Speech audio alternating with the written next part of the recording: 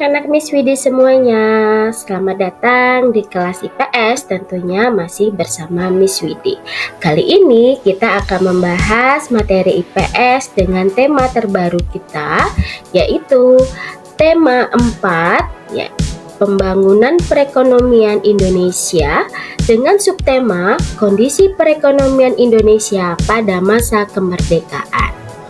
Di mana pada tema 4 ini kita ada beberapa tujuan pembelajaran yang akan kita capai. Yang pertama, menjelaskan perekonomian masyarakat pada masa awal kemerdekaan, Orde Baru, dan Reformasi. Kemudian, menerangkan kerjasama ekonomi antar bangsa dan menelaah kegiatan perdagangan dalam perekonomian internasional, serta menganalisis perkembangan penduduk Indonesia dan mendesain pembangunan ekonomi kreatif berbasis teknologi.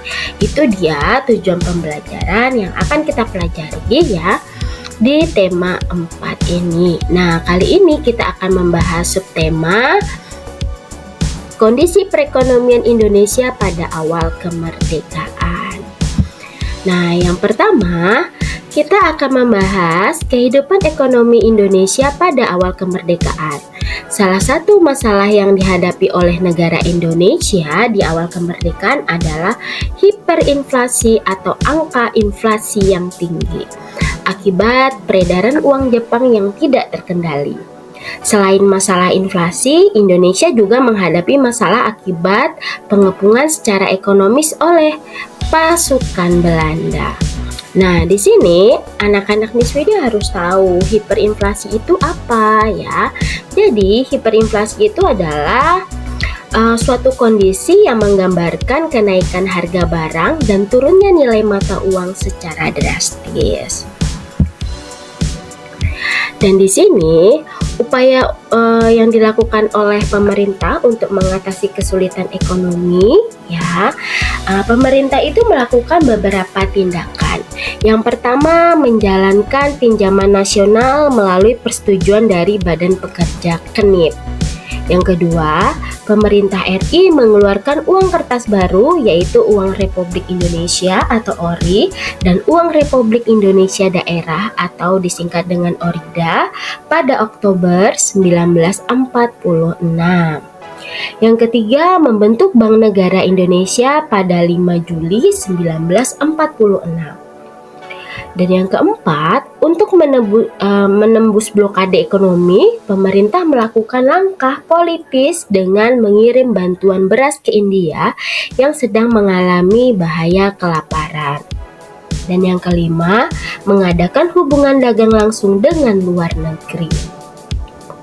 Nah, di sini tadi ada kata-kata blokade ekonomi. Apa sih itu blokade ekonomi? Ya, blokade ekonomi itu adalah suatu bentuk tindakan yang dilakukan untuk menutup aktivitas perdagangan dari satu negara ke negara lain. Nah, itu dia kehidupan ekonomi Indonesia pada awal kemerdekaan. Nah, sekarang kita bahas kehidupan ekonomi Indonesia pada masa demokrasi liberal. Ada dua masalah yang harus dihadapi negara Indonesia. Pertama, masalah jangka pendek, yakni meningkatkan jumlah uang beredar dan kenaikan biaya hidup. Kedua, masalah jangka panjang, yakni masalah pertambahan penduduk dan tingkat kualitas hidup yang rendah. Di mana beberapa upaya untuk mengatasi masalah ini, ada beberapa tindakan yang dilakukan. Yang pertama adalah Gunting Syarifuddin. Nah, kebijakan moneter yang dijuluki Gunting Syarifuddin yaitu nilai mata uang Rp5 ke atas akan dipotong sehingga nilainya menjadi setengah. Dasar kebijakan ini agar jumlah uang yang beredar di masyarakat berkurang sehingga nilainya menjadi seimbang dengan jumlah barang.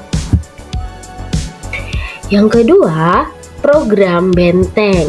Pemerintah berusaha melakukan kebijakan perekonomian yang berkaitan dengan pengusaha. Para pengusaha yang kekurangan modal dibantu pemerintah dalam bidang permodalan dan bimbingan usaha. Gagasan tersebut dituangkan dalam program Benteng yang dimulai bulan April 1950. ya. Yang ketiga adalah nasionalisasi perusahaan asing. Pemerintah Indonesia melakukan nasionalisasi atau pengambil alihan ekonomi seperti The Javas Bank yang dijadikan Bank Indonesia.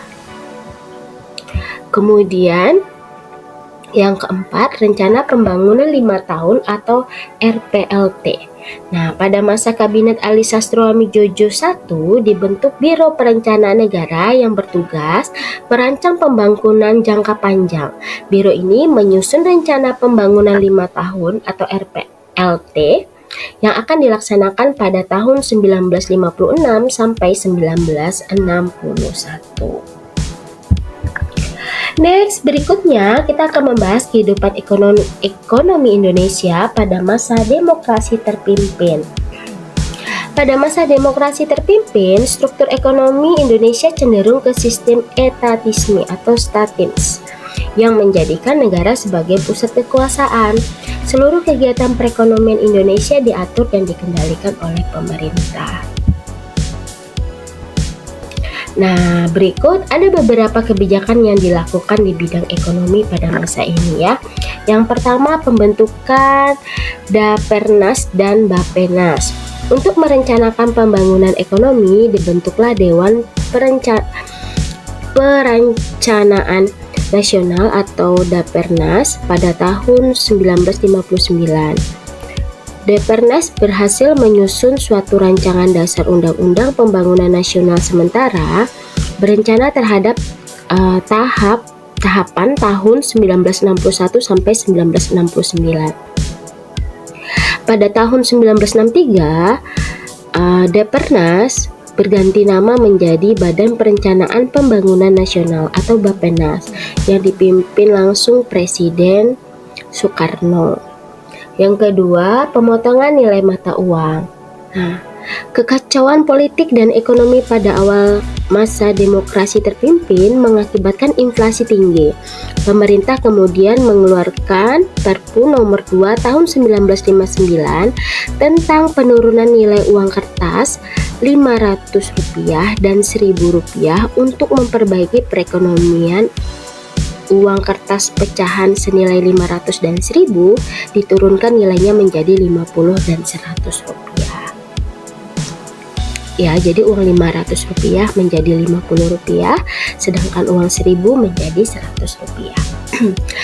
Yang ketiga, deklarasi ekonomi. Pada 28 Maret 1963, pemerintah mengeluarkan deklarasi ekonomi atau DEKON sebagai landasan baru bagi perbaikan perekonomian negara.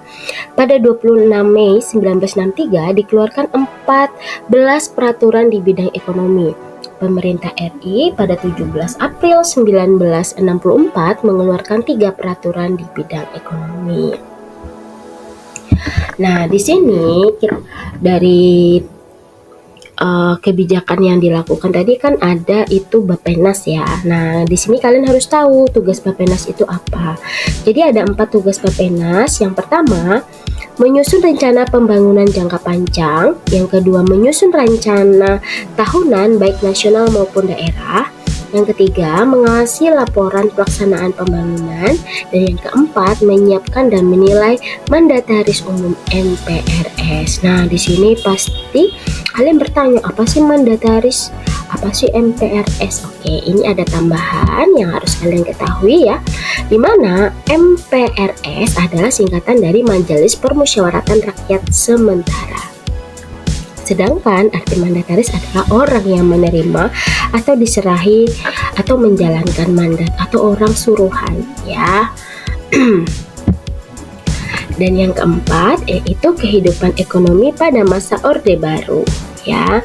Kebijakan perekonomian ditetapkan pada masa Orde Baru dikelompokkan menjadi program jangka pendek dan program jangka panjang. Nah, kita lihat ya. Program jangka pendek ya, itu mengeluarkan beberapa peraturan pada tanggal 3 Oktober 1966, yaitu menetapkan kebijakan anggaran belanja berimbang, mengekang proses ekspansi kredit, penundaan pembayaran utang luar negeri, dan membuka investor serta penanaman modal asing. Yang kedua, mengeluarkan peraturan 28 Juli 1967 untuk menstimulasi para pengusaha untuk menyerahkan sebagian hasil usaha ke sektor pajak dan ekspor. Yang ketiga, menetapkan Undang-Undang Nomor 1 Tahun 1967 tentang penanaman modal asing atau PMA.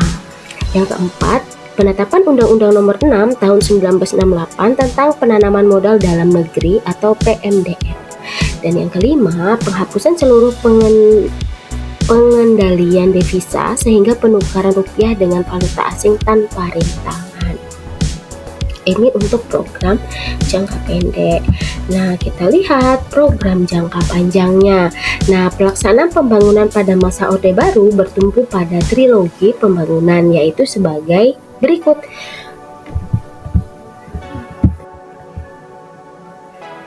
Yang pertama, pemerataan pembangunan dan hasil-hasilnya yang menuju terciptanya keadilan sosial bagi seluruh rakyat. Yang kedua, pertumbuhan ekonomi yang cukup tinggi. Dan yang ketiga, stabilitas nasional yang sehat dan dinamis. Nah, pemerintah Orde Baru menyusun rencana yang dikenal pembangunan jangka panjang tahap pertama atau PJPT 1 dan pembangunan jangka panjang tahap kedua PJPT 2. Nah, berikutnya hasil dari pembangunan ini ya. Berbagai program pembangunan yang dijalankan pada masa Orde Baru memberikan hasil yang baik, antara lain sebagai berikut. Yang pertama, mengurangi inflasi tinggi dari 636% pada tahun 1966 menjadi 9% pada tahun 1970. Kemudian yang kedua, mengalirkan investasi asing 87 juta dolar Amerika Serikat pada tahun 1967 sampai 1988 menjadi 271 juta dolar Amerika Serikat pada tahun 1972. Yang ketiga, meningkatkan pertumbuhan ekonomi pada kurun waktu 1974 sampai 1981 dengan pertumbuhan PDB sebesar 7,7% per tahun. Dalam bidang pangan, khususnya beras, sejak Pelita 1 telah disuruh prioritas pada bidang pertanian melalui pelaksanaan berbagai program. Pada tahun 1980-an hingga pertengahan 1990-an terjadi pertumbuhan di sektor industri. Kemudian di sini juga ada terjadi krisis ekonomi. Nah, pada tahun 1997 krisis keuangan melanda Asia termasuk Indonesia. Hal ini menyebabkan situasi perekonomian Indonesia terus melemah dan makin diperparah dengan perilaku KKN dan instansi birokrasi pemerintah dan swasta sehingga menyebabkan ekonomi biaya tinggi. Pada tahun 1998, ekonomi Indonesia mengalami pertumbuhan negatif sekitar 13,2%. Nilai mata uang rupiah di bursa saham anjlok. Keadaan yang terus memburuk menimbulkan kerusuhan di mana-mana. Dimulailah gerakan reformasi yang diawali dengan turunnya Soeharto dari kursi kepresidenan. Baru masuklah ya kehidupan ekonomi Indonesia pada awal reformasi. Nah, kita lihat pada masa B.J. Habibie yang menggantikan Presiden Soeharto melakukan berbagai kebijakan ekonomi. Kebijakan yang dilakukan antara lain memisahkan Bank Indonesia dari kendali pemerintah hingga menjadi lembaga independen, melikuidasi atau membubarkan bank-bank bermasalah dan mengatur ulang utang swasta. Yang kedua, selanjutnya ya, pada masa pemerintahan Presiden Abdurrahman Wahid, sejumlah kebijakan dilakukan, salah satunya penguatan pada sektor usaha mikro. Pada masa pemerintahan Presiden Megawati Soekarno Putri, perekonomian Indonesia mulai membaik sejauh kebijakan dilakukan untuk memperkuat perekonomian Indonesia, seperti penjadwalan ulang utang Indonesia dan restrukturisasi keuangan. Berikutnya, ya, pada masa pemerintahan Presiden Susilo Bambang Yudhoyono, kebijakan diarahkan untuk menjaga stabilitas pada ekonomi makro. Dilakukan pula program bantuan langsung tunai BLT yang bertujuan untuk membantu masyarakat miskin dapat tetap memenuhi kebutuhan dasar. Nah, pada masa Presiden Joko Widodo menjabat sebagai Presiden RI selanjutnya, menurut BPS secara kumulatif pertumbuhan ekonomi Indonesia tahun 2021 tumbuh sebesar 3,69%. Nah, itu dia materi kita hari ini ya. Nah, dengan subtema kehidupan ekonomi bangsa Indonesia pada masa kemerdekaan. Oke, terima kasih untuk Anda Miss Widi yang telah mengikuti materi ini, dan sampai jumpa kita di materi berikutnya. Dan tetap semangat dan tetap tonton video Miss Widi terus. See you, bye-bye.